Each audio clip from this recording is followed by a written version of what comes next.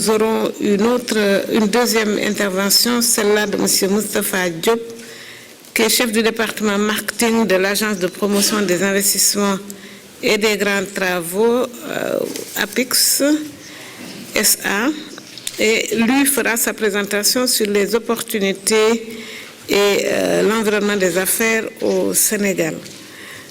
Après quoi, nous allons avoir quelques échanges avant que de passer à la deuxième session où nous aurons des sortes de témoignages d'entreprises espagnoles et catalanes qui vont faire quelques témoignages sur leur secteur.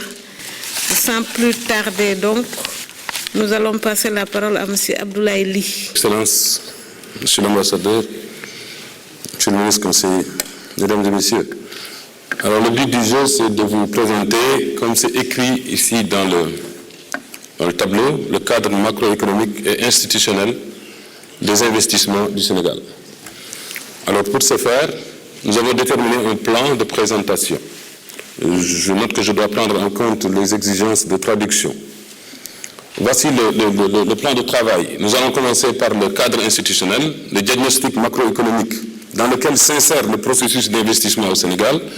Nous allons vous parler du plan Sénégal émergent, de la nouvelle dynamique économique créée par le nouveau président de la République en 2013, et nous allons finir par quelques éléments du climat des affaires. Il reste entendu que M. Moustapha Diop, mon collègue de la direction marketing de l'APIX, chef du département marketing, entrera en détail sur les aspects relatifs au projet.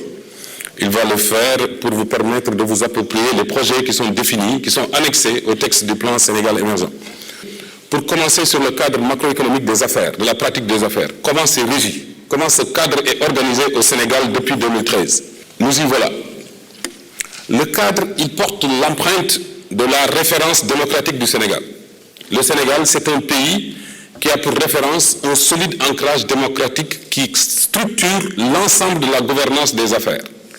L'axe 1 du travail, l'axe 1 du cadre macroéconomique, il est institutionnel. C'est donc la référence démocratique. Alors le deuxième point, c'est l'adoption des instruments de gouvernance des affaires. À travers quelques exemples, il y en a peut-être 25, mais j'en ai sélectionné quelques-uns qui portent sur les exigences de régulation des marchés publics. Il y a un code qui régit les marchés publics au Sénégal. Autrement dit, il y a une démocratie de l'accès au marché. C'est le principe de la minimalisation de la dépense, c'est-à-dire l'économie budgétaire. Le deuxième principe, c'est l'accès de tous les investisseurs au marché public. L'autre, c'est l'adoption de quelques structures, la mise en place de quelques structures de gouvernance des affaires pour garantir la transparence à travers l'inspection générale d'État, à travers l'Office national de lutte contre la corruption, OFNAC, créé par son Excellence le Président de la République. Il y a également la Cour des comptes qui veille à la régularité de la dépense publique, la Cour des comptes. Il y a le GIABA qui permet de structurer l'ensemble du dispositif relatif au blanchiment de capitaux. Nous avons adopté les principes internationaux de gouvernance en la matière, à savoir la lutte contre le financement du terrorisme, la lutte contre le blanchiment d'argent et donc toute forme de délinquance financière. Nous avons une nouvelle loi également sur les partenariats publics-privés. Madame le ministre en a parlé tout à l'heure. Nous allons y revenir plus tard. Sur le plan macroéconomique, nous avons adopté les principes universels relatifs au code monétaire et financier du Fonds monétaire international et de l'Union économique et monétaire auquel nous appartenons.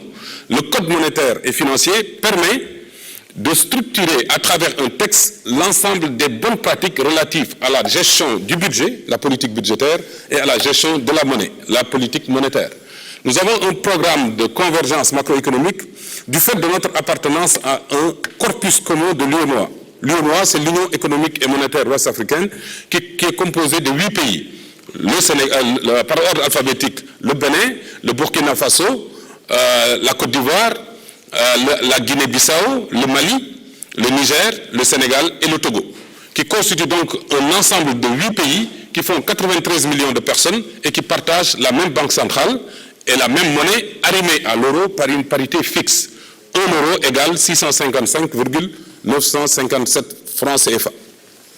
Nous avons également des dispositions qui régissent la sécurité juridique de l'investissement à travers ce que j'ai appelé ANDI, c'est l'accord de non-double imposition. Autrement dit, vous êtes investisseur espagnol, vous venez au Sénégal, vous n'êtes pas imposé doublement. Il y a un accord entre les pays qui fait que le Sénégal ne peut pas vous imposer et de vous voir imposer par votre pays d'origine. Et puis il y a un accord de non-expropriation. Un investisseur, il jouit des droits et des devoirs qui lui permettent de garantir son patrimoine parce que le Sénégal ne fait pas d'expropriation forcée. Alors toujours en matière de gouvernance des affaires, nous avons également un certain nombre de pratiques qui peuvent être déclinées ainsi qu'il suit. Il y a l'abandon de la régulation administrative des prix. Les prix sont librement fixés par le jeu de l'offre et de la demande, comme ici en Espagne. Il n'y a pas une autorité administrative qui fixe les prix, il n'y en a pas. C'est l'offre et la demande qui déterminent les prix. Nous avons l'adoption des principes de marché. Autrement dit, c'est la libéralisation intégrale, ainsi que c'est convenu dans le texte fondateur de l'élection du président de la République, Yonou Yokote. Il y a l'assouplissement de la réglementation des changes. Autrement dit, la réglementation des changes, c'est un texte de l'UEMOA qui permet de régir les transactions financières entre le Sénégal et l'extérieur. Il y a également la rationalisation des régimes fiscaux. C'est ainsi que le Sénégal s'est doté d'un nouveau régime fiscal. La réduction des délais de création d'entreprises, Moustapha va y revenir certainement. Nous avons un guichet unique qui permet, à travers une seule journée, de créer une entreprise au Sénégal au guichet de l'Agence de promotion des investissements. Et enfin, au titre de la gouvernance des affaires, il y a au Sénégal l'adoption des standards internationaux de gouvernance. J'en ai parlé tout à l'heure. Ça, donc, c'est le contexte institutionnel du Sénégal. Donc, pour résumer le contexte institutionnel, nous allons retenir que le Sénégal a adopté les principes universels de gouvernance des affaires, à travers les textes du Fonds monétaire international, les textes recommandés par l'UEMOA, les textes de l'Union africaine, qui consacrent tous une démocratie intégrale en matière d'affaires. Alors maintenant, qu'en est-il du diagnostic macroéconomique? Comment est le Sénégal aujourd'hui sur le plan macroéconomique et comment il se projette dans le futur? À cet égard, je voudrais attirer votre attention juste sur quelques points. Le secteur réel, j'ai commencé par ça, il est marqué par une prédominance du secteur tertiaire. Autrement dit, le secteur des services, le secteur du commerce consacre 64,20% de l'activité pour un secteur primaire de 14,9%. Je confesse que ce n'est pas heureux pour un pays qui cherche à intensifier le travail, l'intensité du travail par rapport à l'intensité des services. Donc nous avons un secteur secondaire, le secteur de la transformation, qui fait à peu près 21% du produit intérieur brut. Donc voilà la cartographie du secteur réel.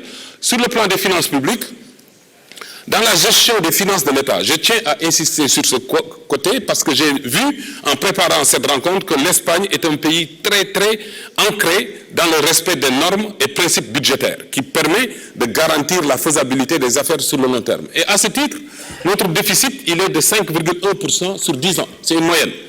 Bien entendu, nous avons l'objectif de le ramener sous les 3%, qui sont la référence universelle du Fonds monétaire international et du programme de convergence de l'Union économique et monétaire. Nous avons une dette maîtrisée à 53,3%, alors que nous pouvons aller à une dette qui représenterait 70% du produit intérieur brut. Nous sommes donc largement en deçà des standards admis universellement. Aussi bien au niveau du programme de convergence, même aussi en Espagne, la zone euro vous exige un niveau d'endettement qui ne dépasse pas 70% du produit intérieur brut. Mais le plus important, c'est que le Sénégal a fait un bond qualitatif en matière d'accumulation d'arriérés de paiement intérieur. Nous n'avons pas d'arriérés de paiement intérieur, zéro. Autrement dit, les dettes qui sont arrivées à échéance sont payées en moins de 90 jours. Alors qu'en 2009, nous avons un stock d'arriérés de 239 milliards. Il y a une politique budgétaire qui est pro-business, parce qu'à travers des institutions comme le Fonds souverain d'investissement stratégique, la Caisse des dépôts des consignations et la loi PPP, nous avons des dispositions qui permettent à l'État de prendre des participations dans des projets privés. Sur le plan extérieur, 57% du produit intérieur brut est tributaire de l'étranger. Cela dénote une réelle ouverture sur le monde. 57% de notre PIB est tributaire de nos transactions avec l'extérieur. Nous avons adopté les 3 principes universels de l'Organisation mondiale du commerce, qui sont le traitement national, j'insiste là-dessus, le traitement national voudra dire que toutes les entreprises exerçant au Sénégal sont des entreprises nationales, qu'elles soient catalanes, italiennes, anglaises, sénégalaises ou ivoiriennes. c'est des entreprises nationales du Sénégal. Donc le traitement, il est équitable.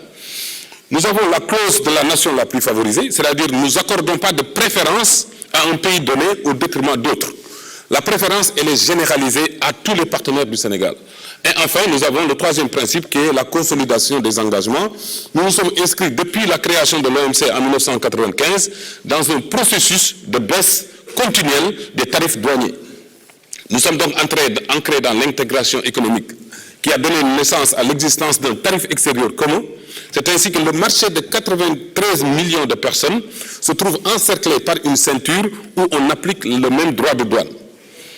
Un marché monétaire, une union monétaire par une parité fixe, je n'y reviendrai pas.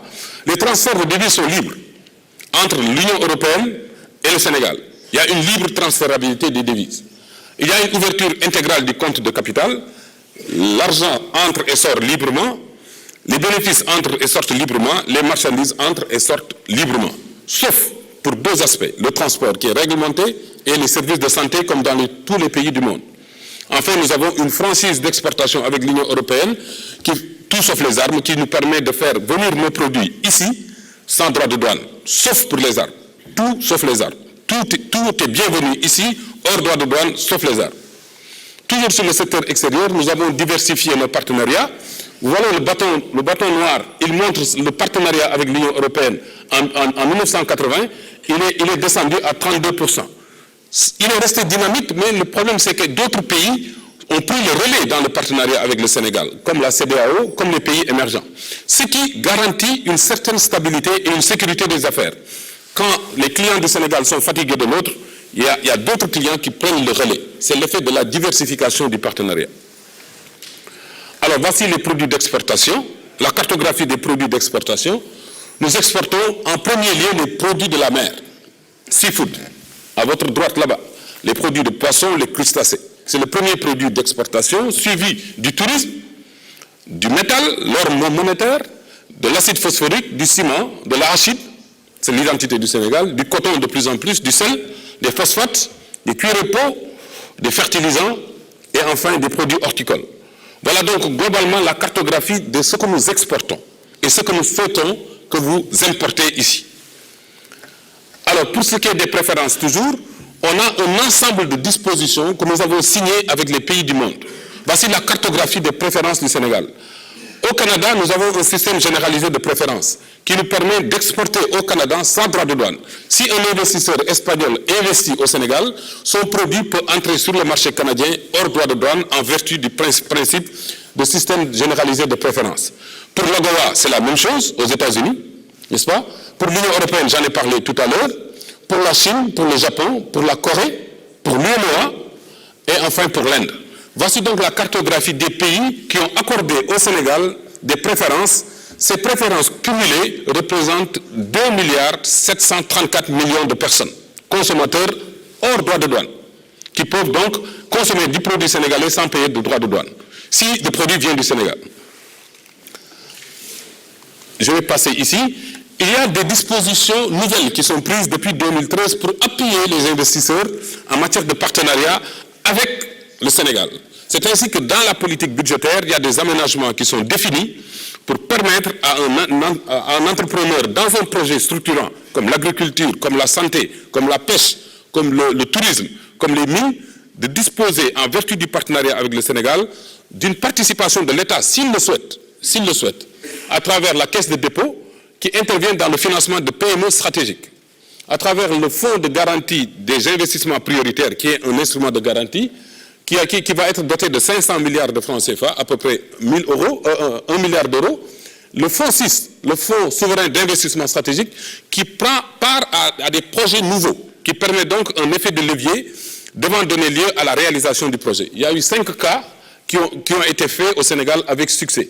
Il y a une bourse régionale des valeurs qui appartient à l'ensemble des pays de l'UEMOA. Les 8 pays partagent ensemble le même marché financier, stock exchange. Alors ces marchés ont une capitalisation boursière de l'ordre de 7 000 milliards au 31 décembre 2014. Il y a des sociétés de bourse, 17 à l'échelle de l'UEMOA. Alors vous noterez que le cumul des investissements privés au Sénégal a atteint 1 537 milliards au 31 décembre 2014, en attendant les statistiques de 2015. Pour cela, en attendant que ce soit disponible, je puis vous dire qu'on va dépasser les 1700 milliards, tellement le flux d'investissement est important au Sénégal. En bas, vous avez l'évolution des investissements directs étrangers. Alors ici, pour les infrastructures d'exportation, sur le plan de la mer, nous avons une ouverture maritime sur les 5 continents par les majors, les grandes compagnies comme Maersk, comme Necotrans, les grandes compagnies de shipping comme Cisco, le chinois, qui sont très présents au Sénégal et qui aident à exporter les produits sénégalais. Un port de Dakar en croissance continue, des perspectives d'un nouveau port qui va être construit, c'est le port exclusivement dédié aux mines et au fer, en particulier, transformés. Les produits des mines transformées vont être dédiés à un port qui sera construit à 27 km de Dakar, qui sera un port minéralier et vraquier. Sur le plan des airs, 20 grandes compagnies desservent le Sénégal et le reste du monde. Je citerai Iberia, bien entendu, comme je suis en Espagne, je citerai Vueling, qui vient d'arriver, Air France, Emirates, Ethiopian, Delta, South African Airways. Il y a un nouvel aéroport qui est en construction d'une valeur de 2 milliards d'euros, à 32 km de Dakar, sur le site de Diass, et qui va permettre de faire un transport multimodal par voie aérienne, aussi bien dans les cargos que dans le transport de personnes, et qui ouvre de larges perspectives. Sur le plan des chemins de fer, un corridor Dakar-Bamako est prévu, sur une distance qui va permettre de relier le Sénégal au reste du continent, et qui va permettre donc d'exporter vos produits beaucoup plus facilement par la voie de chemin de fer. Il y a le chemin de fer donc Dakar-Bamako. J'insiste également sur l'aménagement des zones économiques spéciales. Peut-être Moustapha va y revenir tout à l'heure, et les parcs industriels. Les parcs industriels, c'est un principe qui consiste à aménager une surface de 50 hectares dans une phase prioritaire avec toute la technostructure disponible et susceptible d'aider les investisseurs dans la réalisation de leur business. Il y aura de l'électricité, il y aura de l'eau, il y aura du foncier, il y aura des services, il y aura même de l'habitation domestique. Il y aura tout ce qu'il faut donc pour accompagner une entreprise dans un cercle fermé qui permettra des complémentarités intersectorielles. Pour le plan Sénégal émergent, donc j'en ai parlé tout à l'heure, c'est le nouveau plan qui a été défini en novembre 2013, c'est la nouvelle feuille de route économique du Sénégal. C'est le nouveau cadre de référence unique des politiques économiques au Sénégal. C'est donc une vision, la vision elle est déclinée ici, tout le monde la connaît, même les enfants du CI maintenant, c'est un Sénégal émergent à l'horizon 2035 avec une société solidaire et dans un état de droit. À travers les principes que Madame le ministre a rappelés tout à l'heure, la transformation structurelle de l'économie. Vous vous souvenez tout à l'heure, j'ai dit que le secteur tertiaire occupait 64% du PIB. Ça ne va plus être le cas avec le PSE, puisque nous allons faire en sorte que le secteur industriel, le secteur de l'agriculture, le secteur du tourisme soient des secteurs prédominants dans l'économie, parce que c'est des secteurs plus intensifs en main-d'œuvre d'une part, et plus rentables dans la distribution du revenu d'autre part. Nous allons veiller au renforcement du capital humain, de la démocratie et du développement durable. La gouvernance et la paix seront le troisième axe du plan Sénégal émergent. Alors ici, cette carte, ce diapositive vous permet de voir ce qu'est le Sénégal aujourd'hui et ce que sera le Sénégal dans 10 ans. Le Sénégal d'aujourd'hui, c'est un taux de croissance compris entre 3 et 4%. Dans 10 ans, il sera compris entre 7 et 8%. Il est de 70% pour la croissance tirée par les services. Il y aura de nouveaux moteurs, comme je l'ai dit tout à l'heure. Les nouveaux moteurs, c'est l'agriculture, l'agroalimentaire, l'habitat, les mines, le tourisme. Ainsi de suite, ainsi de suite. Vous verrez, il y aura 6 millions de personnes qui disposeront de revenus discrétionnaires. Le plan Sénégal émergent, c'est un stock de création d'emplois de l'ordre de 600 000 unités d'ici 10 ans. Donc, et puis qui permet de distribuer également de la rentabilité du capital. Ça, je passe parce que Moustapha va y revenir. Alors, la trajectoire de croissance du Sénégal, c'était ça, en bleu, ce que vous voyez en bleu. Depuis 1995, la croissance est erratique. C'est-à-dire, elle monte, elle descend jusqu'en 2013. Alors, pourquoi elle monte, elle descend, la croissance, elle est erratique? Parce qu'elle était jusqu'ici portée par un ou deux secteurs, l'agriculture ou l'industrie. Désormais, la philosophie du plan Sénégal émergent, c'est de faire porter la croissance par 6 piliers qui permettent de soutenir le niveau de croissance à un niveau soutenu, à un niveau élevé et donc à un niveau durable, à partir du trait vert que vous voyez là-bas, qui va nous porter vers 8,3% de taux de croissance annuel. Et donc, pour ce faire, il y a donc les 6 secteurs qui vont accueillir des dépenses Les infrastructures de services et de transport vont accueillir 52% de 10 000 milliards de francs CFA dans la phase prioritaire. Les infrastructures énergétiques, 9,8%. L'agriculture et la sécurité alimentaire, 7,8%, et ainsi de suite. L'assainissement, l'eau. Parce que nous avons, à travers un modèle d'équilibre général calculable, disposé que voici les stocks de ressources qu'il faut pour ces secteurs-là afin de les mettre à niveau. Alors, pour ce qui est du plan Sénégal émergent, il y a un nouveau dispositif de pilotage qui est révolutionnaire. Quelqu'un disait que sans la gendarmerie, il ne peut pas y avoir une bonne caserne de sapeurs-pompiers. Alors nous avons jugé bon donc de mettre non seulement un gendarme derrière les sapeurs-pompiers, mais derrière les porteurs de projets. Il y a un comité de pilotage du PSE qui est présidé par le président de la République, un coordonnateur national qui est le Premier ministre, des ministères et des agences qui exécutent les projets. J'ai l'honneur, moi, d'être le chef de projet hub minier régional sur lesquels on va discuter peut-être en bilatéral. Il y a un mécanisme de suivi des projets au jour le jour. Pour tous les 27 chefs de projet, ils sont suivis au jour le jour dans l'exécution de leur programme. Alors voilà donc la réforme du climat des affaires. Elle porte quelques empreintes. Je vais vous parler des handicaps et des atouts du Sénégal. Je ne vais pas insister. Nos avantages, c'est la stabilité du cadre macroéconomique. C'est le commerce transfrontalier. Vous faites du commerce dans la sous-région librement, avec une seule monnaie. Nous avons une stabilité politique qui est la carte d'identité économique du Sénégal. La stabilité politique. Zéro coup d'État, zéro manifestation, zéro trouble, sauf pour réclamer plus de démocratie. Nous avons un développement du marché financier qui est tendanciel depuis 20 ans. Alors maintenant, nous avons également une dynamique entrepreneuriale, la qualité de la vie à Dakar, l'infrastructure des IT, des technologies de l'information, est également un atout pour le Sénégal. Je serai quand même moins bavard sur les handicaps, il y en a. Nos handicaps, c'est la concentration géographique du PIB sur Dakar. Nous cherchons à engorger les régions de projet, le secteur des transports, la flexibilité du niveau de qualification également. Mais vous allez noter dans la cartographie ici qu'il y a plus d'avantages que d'inconvénients ici dans cette carte-là. Il y a donc un certain nombre de réformes qui ont été engagées dans le cadre du plan Sénégal émergent. J'en ai cité quelques-uns. La réforme foncière permettra de démocratiser l'accès à la terre. Il y a une réforme foncière qui est en cours. Elle n'avait jamais eu lieu depuis 1963 et cela a donné lieu à quelques difficultés pour les investisseurs. Ça va être stabilisé dans un cadre juridique partagé. C'est la réforme et à cet égard, une commission a été instituée. C'est la Commission nationale de réforme foncière. Une nouvelle loi sur les partenariats publics-privés qui ouvre la possibilité pour un investisseur espagnol de formuler ce qu'on appelle une offre spontanée. Vous n'avez pas besoin de vous-même d'attendre que le Sénégal dise que je veux construire un puits. Vous pouvez vous-même dire au Sénégal, je veux construire un puits en PPP.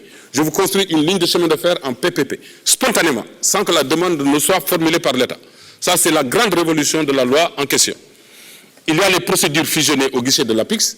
Si vous venez investir à l'APIX, au guichet de l'investissement, à travers une seule procédure, vous avez l'eau, l'électricité, le téléphone, la terre, et vous avez votre entreprise en une journée. Il y a la dématérialisation de la création d'entreprises, ça se fait sans papier. Il y a une exigence de transfert de propriété maintenant. Il y a les nouvelles incitations fiscales, j'en ai parlé, un permis de construire qui a connu un délai qui a été répété depuis 10 ans. Le processus de réduction des délais pour le permis de construire s'est nettement amélioré pour ressortir à 45 jours au lieu de plus de 95 jours auparavant. Il y a la délégation générale à la promotion des pôles urbains. Donc il y a une nouvelle ville qui va constituer le pôle économique du Sénégal. Ça s'appelle Diamniadio, c'est à 32 km de Dakar. Cette nouvelle ville va accueillir des habitations, la zone économique spéciale, le nouvel aéroport, la deuxième université, des hôpitaux, des centres de services, des business parks, tout cela dans un horizon de 1653 hectares. Et puis il y a les nouvelles offres de financement dont j'ai parlé tout à l'heure à travers les mécanismes budgétaires. Alors ici, j'ai voulu partager ce slide avec vous. C'est l'université de Harvard aux États-Unis qui a dit comment évolue le Sénégal dans l'appréciation de la pratique des affaires par l'université de Harvard. Chaque année, des étudiants de Harvard viennent en Afrique pour constater les évolutions en matière de pratique des affaires. En bleu, vous avez la situation en 2000. En marron, vous avez la situation en 2015. La différence, c'est qu'en matière de respect des lois, vous avez vu l'évolution. Le Sénégal respecte très bien les lois sur une échelle de 0 à 3. En matière de disponibilité des facteurs de production, c'est passé de moins 1 à peu près 1,8. Sur le plan de la prédictibilité des politiques économiques, il y a eu une très forte évolution, tout comme la gouvernance budgétaire. Donc sur ces plans-là, sur le plan de l'appréciation du climat des affaires, à travers l'indice de l'université de Harvard, nous avons fait des progrès significatifs qui sont étayés par ces graphiques. Et voilà, j'en arrive à la fin. Je voulais continuer à parler, mais le temps m'est compté. Je vais vous remercier de votre attention en vous invitant, si vous avez des propositions de partenariat, vous avez besoin d'informations complémentaires, voici l'adresse du ministère. Vous aurez tout à l'heure avec Moustapha l'adresse de l'APIX qui va vous permettre donc d'avoir des connexions intelligentes et productives. Merci de votre attention.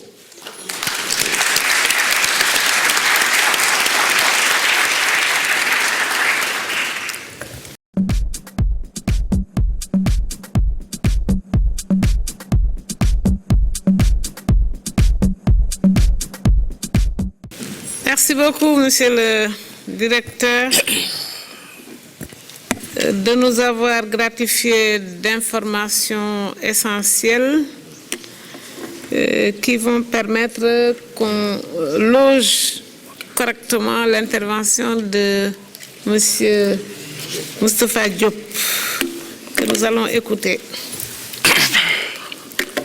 Je vous remercie, Madame le Ministre, en charge de la promotion des investissements, des partenariats et des téléservices de l'État. Excellence, Monsieur l'ambassadeur Diallo, Monsieur le ministre conseiller, chers invités.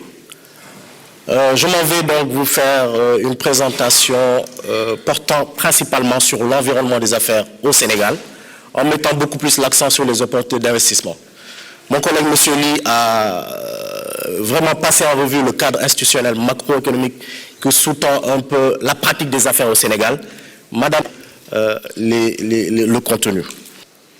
Alors, très brièvement, le Sénégal est un petit pays, certes, 14 millions d'habitants, un peu moins de 200 000 km². Au-delà de la petitesse, si je puis m'exprimer ainsi, de notre pays, il faut voir que le Sénégal ouvre des perspectives en Afrique de l'Ouest, francophone particulièrement, mais pour toute la région CEDEAO. Raison pour laquelle la plupart des majors, tels que Microsoft, etc., pour en citer juste quelques-uns, ont installé leurs sièges sociaux au Sénégal pour développer leurs activités au niveau de l'Afrique de l'Ouest francophone. Très rapidement, Abdoulaye l'a déjà mentionné, hein, la diapositive est assez illustrative pour vous donner une indication de notre pays. Donc, Dakar, qui fait que 0,3% du territoire, mais qui concentre un peu moins de 3 millions d'habitants et 70 à 80% des activités économiques. Je reviendrai sur le leitmotiv un peu essentiel du plan Sénégal émergent qui veut désengorger Dakar en tant que pôle économique et créer de la richesse dans les territoires, dans les pôles territoires économiques régionaux. La monnaie, donc arrimée à l'euro, la croissance du PIB réel, Abdoulaye l'a déjà mentionné, on tend vers, pour atteindre l'émergence en 2000, avec des objectifs fixés en 2018 et 2035, et à l'horizon temporel 2035, d'atteindre un taux de croissance du PIB réel au-delà de 7 à 8% pour pouvoir atteindre nos objectifs macroéconomiques. Sur toujours les indicateurs, le Sénégal est un pays assez jeune, comme vous le voyez. L'âge moyen, il est autour de 23 ans. La population de moins de 25 ans tourne autour de 60 à 65%. Ça, c'est les dernières statistiques de l'Agence nationale pour la statistique et la démographie, donc publiées en début 2014. Donc, c'est les dernières statistiques les plus récentes. La population urbaine, concentrée en particulier sur Dakar et le littoral, les grands pôles comme Thiès, Saint-Louis, etc. Bien sûr, il y a un déséquilibre démographique et économique et social que je mentionnais précédemment. Donc, dans le cadre du plan Sénégal émergent, nous avons une vision de développer davantage l'économie dans les pôles régionaux.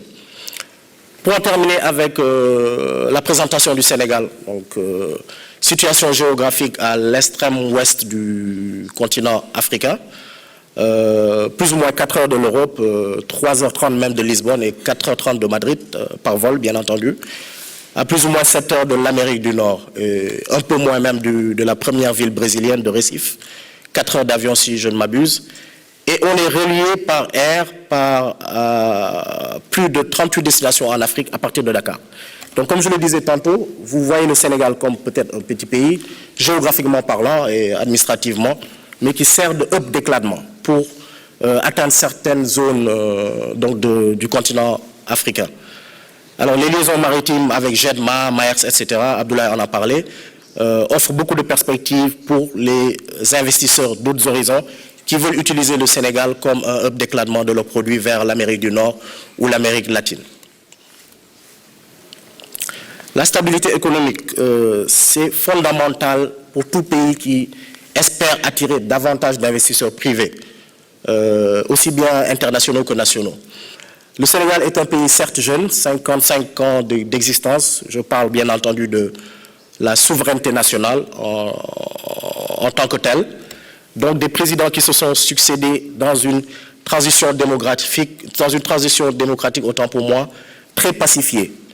Donc ceci est la marque de fabrique du Sénégal. Au-delà d'autres critères de performance, si je puis me prononcer ainsi, que je mentionnerai plus tard. Donc cette vision du Sénégal émergent, Abdoulaye en a parlé, je ne vais pas revenir là-dessus. Le leitmotiv, c'est de faire du Sénégal un pays émergent à l'horizon 2035, avec des objectifs intermédiaires 2018-2023, avec une société solidaire dans un état de droit. Donc des richesses partagées et une inclusion sociale de toutes les couches de la population. Alors, pour quels objectifs? Très succinctement, voilà donc le propos du chef de l'État dans son intégralité. Alors, les objectifs de croissance, Abdoulaye les a mentionnés très brièvement. Donc, avec des horizons temporels, 2014 c'est derrière nous. Donc, je pense que le PIB estimatif réel était situé autour de 4,1%, d'après les dernières estimations de la DPE. Sur 2017, si on suit notre courbe de projection, en tout cas la croissance se situerait, si on tend à l'objectif d'émergence, autour de 7%. Et tous ces objectifs de croissance-là sont sous-tendus dans des projets prioritaires en particulier, aussi bien de rénovation, réhabilitation ou de construction de nouvelles pistes rurales pour permettre des aménagements hydro-agricoles ou aux principaux exportateurs de la zone de Saint-Louis-Louga de pouvoir avoir facilement des débouchés à l'export sur le port de Dakar, de réhabilitation de routes secondaires et primaires et d'augmentation de capacité de production électrique additionnelle autour de 1000 watts. 1000 mégawatts, autant pour moi. Les secteurs prioritaires contenus dans le plan Sénégal émergent, donc très brièvement, on a tenu un groupe consultatif à Paris en février 2014 avec un message fort du chef de l'État qui appelle aussi bien notre secteur privé national, vous autres compatriotes de la diaspora, et les investisseurs privés étrangers, aussi bien qu'espagnols de l'Union européenne, etc., à nous accompagner dans la réalisation de ces infrastructures-là, soit en financement classique avec des offres spontanées. Abdoulaye a parlé de la possibilité de saisir directement une structure ministérielle et de faire une offre spontanée, ou de travailler via l'APIX, qui peut éclater au niveau des ministères sectoriels, de travailler directement en partenariat public-privé, d'amener le complément de capital, parce que les ressources publiques de l'État sont bien entendu limitées. L'État, même dans son rôle régalien, ne peut pas tout faire. Donc on appelle fortement une mobilisation du secteur privé national, local au Sénégal ou de la diaspora, et le secteur privé étranger à nous accompagner dans la réalisation de ces infrastructures-là. Alors, de façon plus, disons, détaillée, il s'agit de l'habitat social. Le besoin se situe autour de 15 000 logements par an d'ici à 2022 pour pouvoir satisfaire les besoins. Et tout promoteur confondu, aussi bien les sociétés à participation publique majoritaire, SICAP, SNHLM, etc., que les promoteurs privés ne produisent pas plus de 5 000 logements par an. Donc, vous voyez le gap à combler. Abdoulaye a parlé de nos collègues de la délégation générale du pôle urbain de Diamniadio, qui se veut être une phase pilote, tout le secteur de Diamniadio, Lac Rose, Déni Biram Ndao, pour vraiment faire de cette zone-là une nouvelle zone d'habitation, aussi bien administrative que résidentielle. Dans l'enseignement supérieur, il y a ce qu'on appelle les instituts supérieurs d'enseignement professionnel, les ISEP, la construction de résidences universitaires et la réhabilitation ou la construction de nouvelles écoles de formation. Dans la santé, c'est principalement un institut de cancérologie et la réhabilitation de l'hôpital Aristide Le Dantec, qui est un projet qui vraiment tient à cœur au pouvoir public.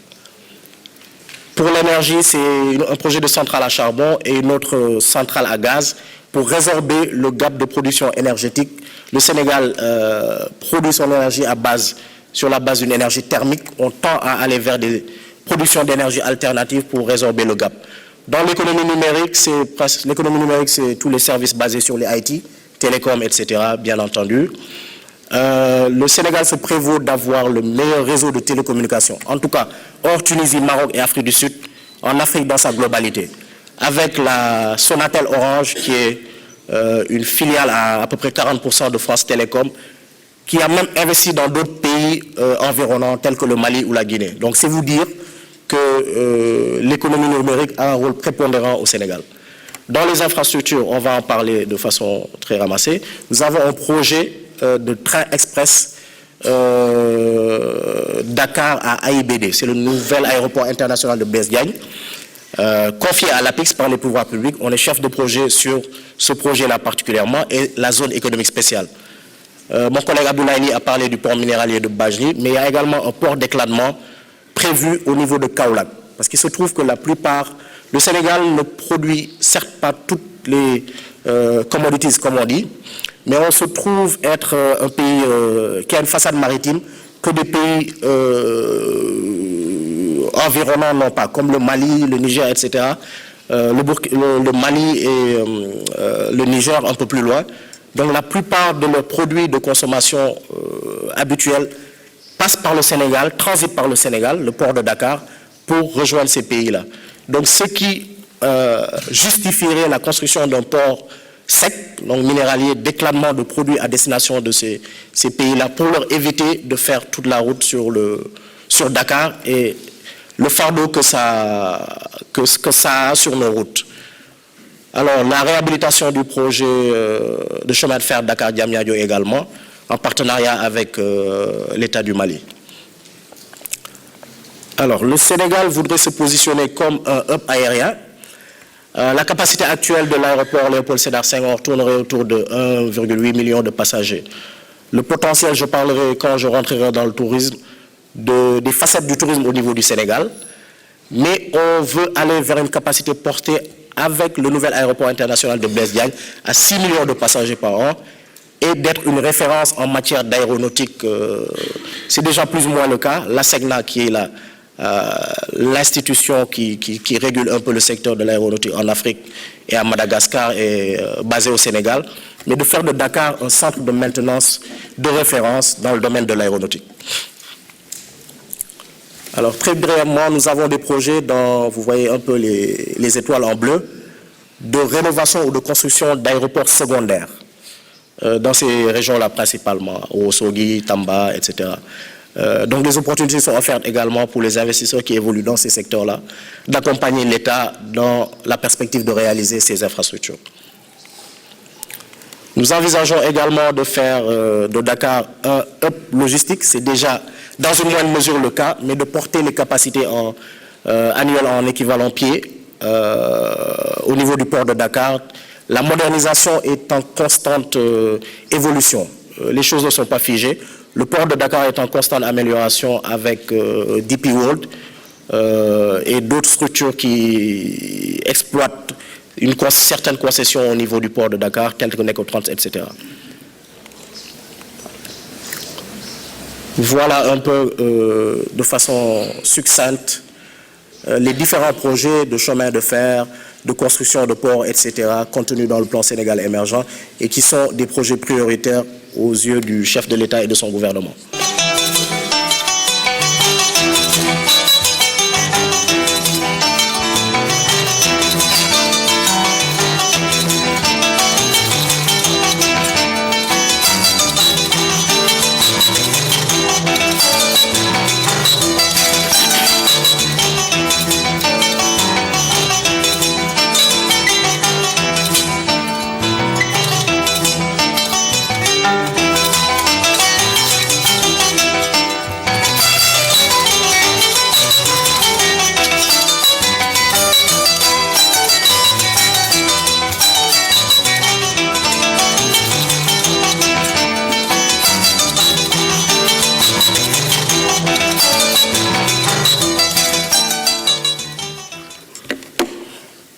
Alors, c'était pour vous donner une idée des différents projets qui, dans le cadre du plan Sénégal émergent, nous permettraient de positionner le Sénégal comme un hub aérien, logistique, mais également industriel et un pôle de service.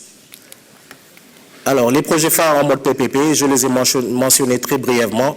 Nous avons 27 projets prioritaires, mais ceux-là sont les projets en partenariat public-privé pour lesquels l'État cherche des partenaires privés pour faire des apports en capitaux ou pour construire l'infrastructure et l'exploiter et rétrocéder à l'État sur une durée qui sera négociée avec les pouvoirs publics. Donc nous avons 18 projets sur ces 27-là qui sont en mode partenariat public-privé. Voilà.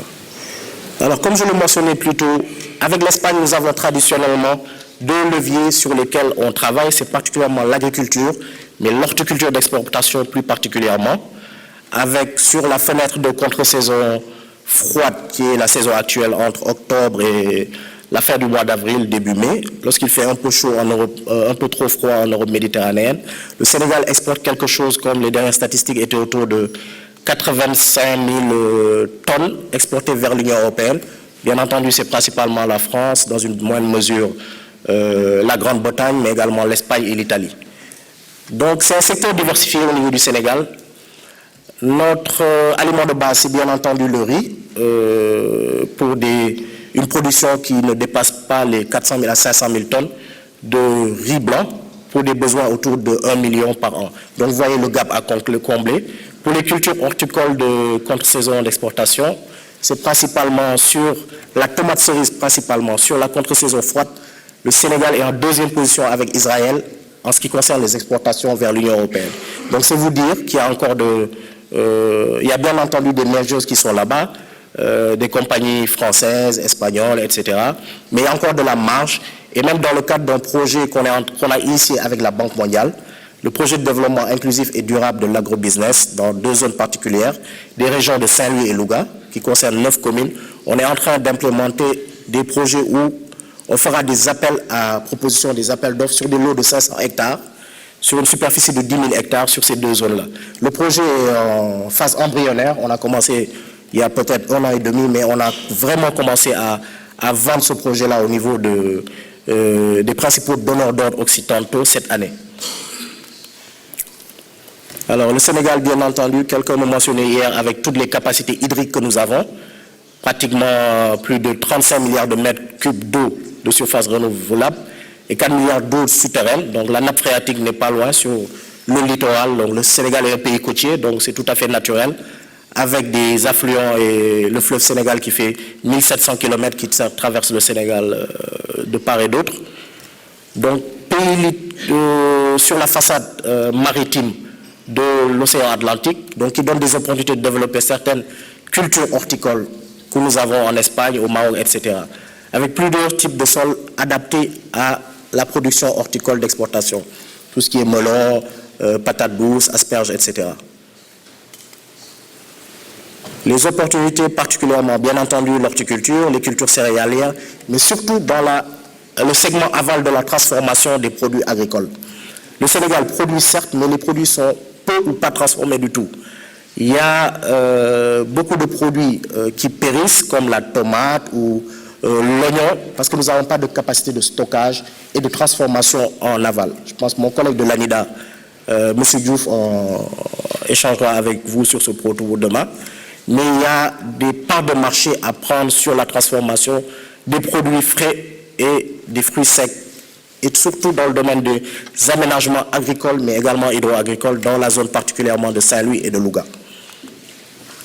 Sur le tourisme, donc c'est le deuxième secteur sur lequel je mettrai l'accent, parce que nous avons beaucoup d'apports en capitaux au niveau de l'Espagne, je pense de Cameroun et Rino Resort qui se situe sur la petite côte, donc au niveau du Sénégal. Il y a des capitaux catalans, il me semble, qui, dans ces deux projets-là en particulier. Mais il y a d'autres. Le Sénégal est connu pour un tourisme balnéaire, surtout dans sa façade littorale, et un tourisme de congrès, de conférences. Dakar concentre pratiquement 60 à 70% des grandes conférences et des grandes rencontres d'affaires au niveau de l'Afrique de l'Ouest. Mais on veut pousser progressivement les investisseurs à investir d'autres créneaux, d'autres niches, tels que le tourisme de découverte, l'écotourisme, parce que nous avons des sites exceptionnels au niveau du delta du Saloum, etc., pour lesquels il n'y a pas encore d'investissements conséquents qui ont été consacrés. Alors très succinctement, je laisse la diapositive pour gagner du temps parler d'elle-même.